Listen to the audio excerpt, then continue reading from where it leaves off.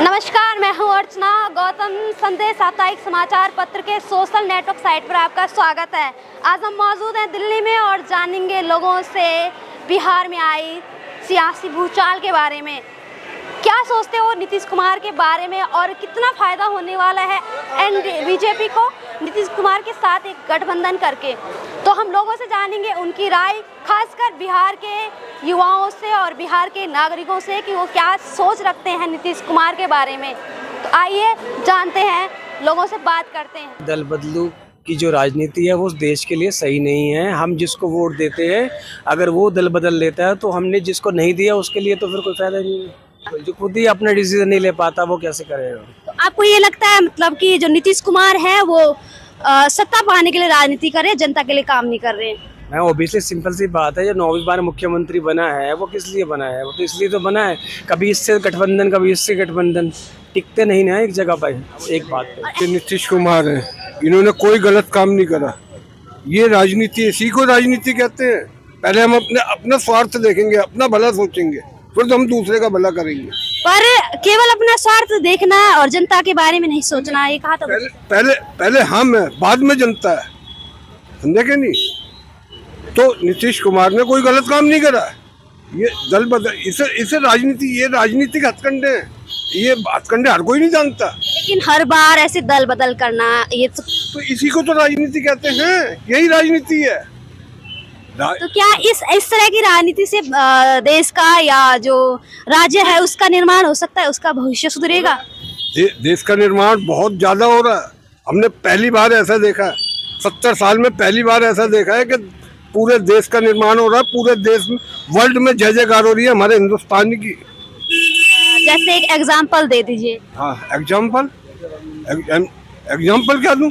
अरे 3 तलाक जो था, जिन्हें हमारी बहन बेटियों को, ये मुस्लिम बहन बेटियों को गुलाम बना के अपने पैर की जूती बना के रखते थे, आज वो बेचारी आजाद हैं।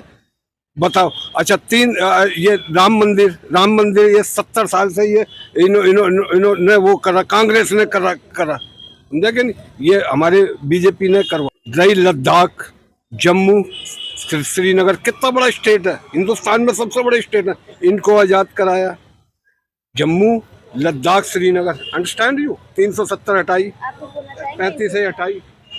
बोली पहले। हाँ, कितना बड़े स्टेट है, इनको एक आज़ादी दिलाई है।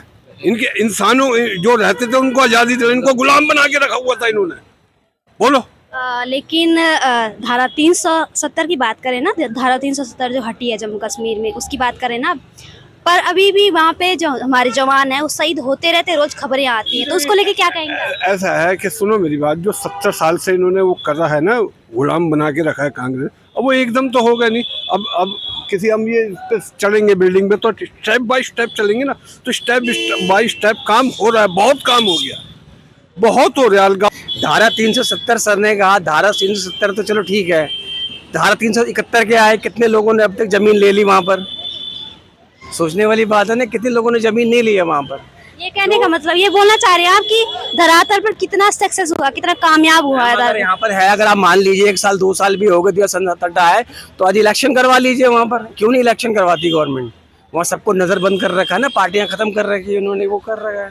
तो क्या टेररिज्म खत्म हो गया वहाँ? अभी हमारे देश में माओवादी भी हैं, बोडो वो भी हैं, और कितने नक्सली भी हैं। कहाँ से ले आओगे? क्या वो कश्मीर से आए हैं? वो तो यहीं के हैं ना। आया राम गया राम वाली जो पॉलिटिक्स करते हैं उसके बारे में क्या बोल? मैम, पहली बात तो पॉलिटिक्स में कोई भी किसी का सगा नहीं है, और ना आप किसी को अपना आइडल बना सकते हो।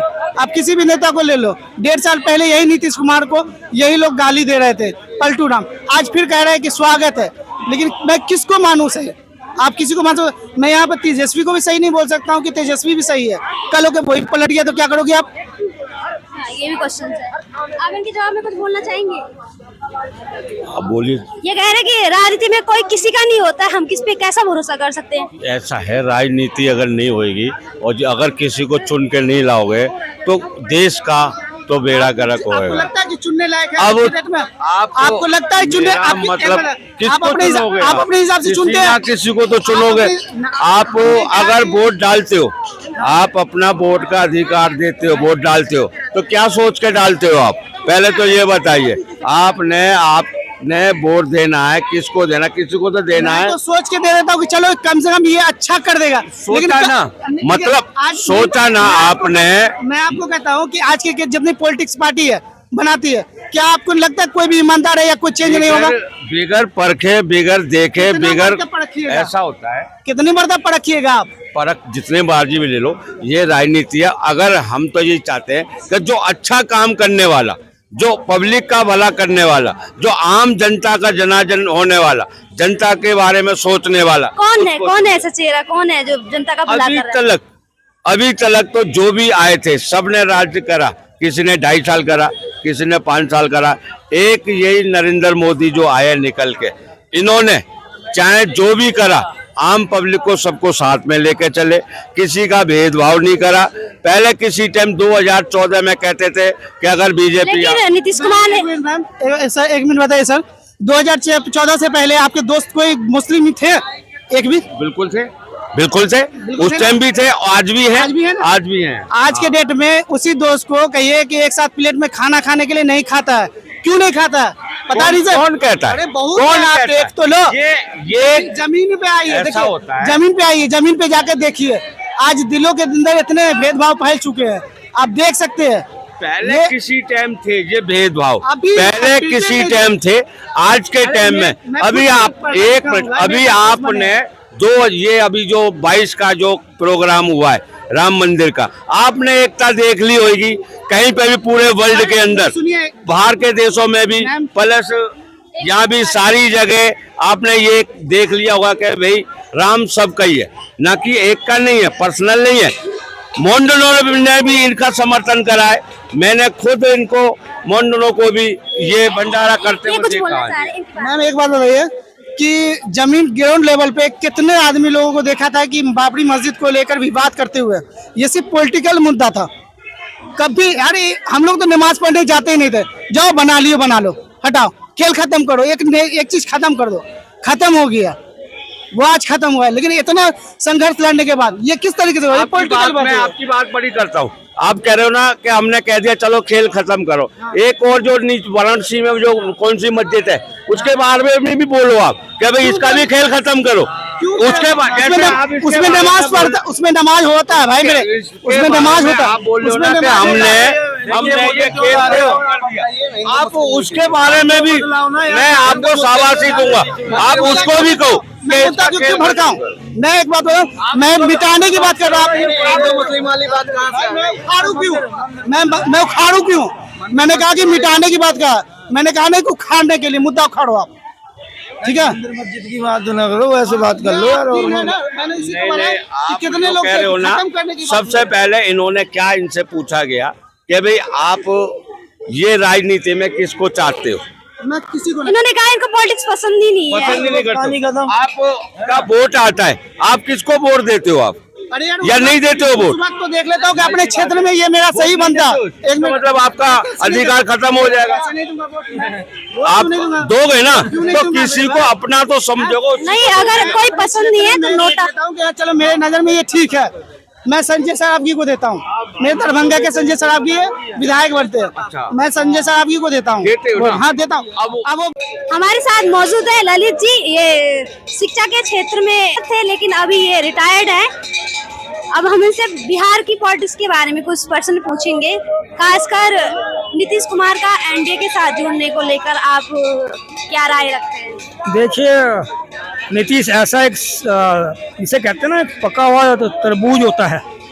तरबूज कह रहा हूँ, बुरा मत मानिएगा। एक वो पक्का हुआ खिलाड़ी और राजनीतिक खिलाड़ी है जो 9 टाइम्स चीफ मिनिस्टर हो बिहार। 9 टाइम पे बना, चाहे कभी किसी पार्टी में, जब किसी पार्टी में फिर वापस गया हो, फिर वापस आया हो। तो कहने का मतलब उनके तरह जो साथी रहे ना मुख्यमंत्री कोई नहीं है बिहार के अंदर। देखिए, अब वो एनडीए में आए हैं तो किसी ना किसी से कहीं अपमानित होंगे। आरजेडी से जो भ्रष्टाचार के अंदर लिप्त परिवार है, उनसे कोई कहीं अपमानित हुए होंगे परिवार से, तो इसलिए उन्होंने वो छोड़कर अब उन्होंने एनडीए ज्वाइन कर लिया और राष्ट्रीय जनता दल छोड़ दिया उन्हें। आपका नाम? मनीष कुमार। कहाँ से बिलोंग करते हैं?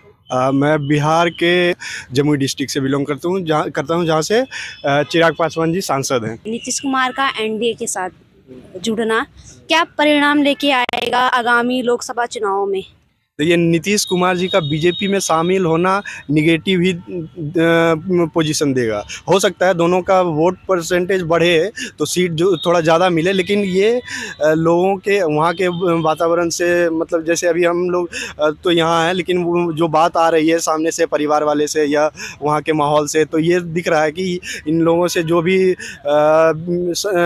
नीचे तबके के लोग थे तो वो भी अब बातचीत कर रहे हैं कि ये बेकार में ही ऐसे करते रहता है, वोट हम इनको देते हैं, सरकार दूसरे की बन जाती है, जब फिर इनको वोट करते हैं तो दूसरे की सरकार बन जाती है, और इसी चक्कर में ना विकास हो पाता है। हर हमेशा कभी वो इस रणनीति पे बात होती है, कुछ समय बीता फिर दूसरी रणनीति पे बात होने लगी है, तो विकास कहाँ होगा फिर ऐसे में, जब गठबंधन ही टूटता रहेगा। तो वोट परसेंटेज आरजेडी का बढ़ेगा इस बार।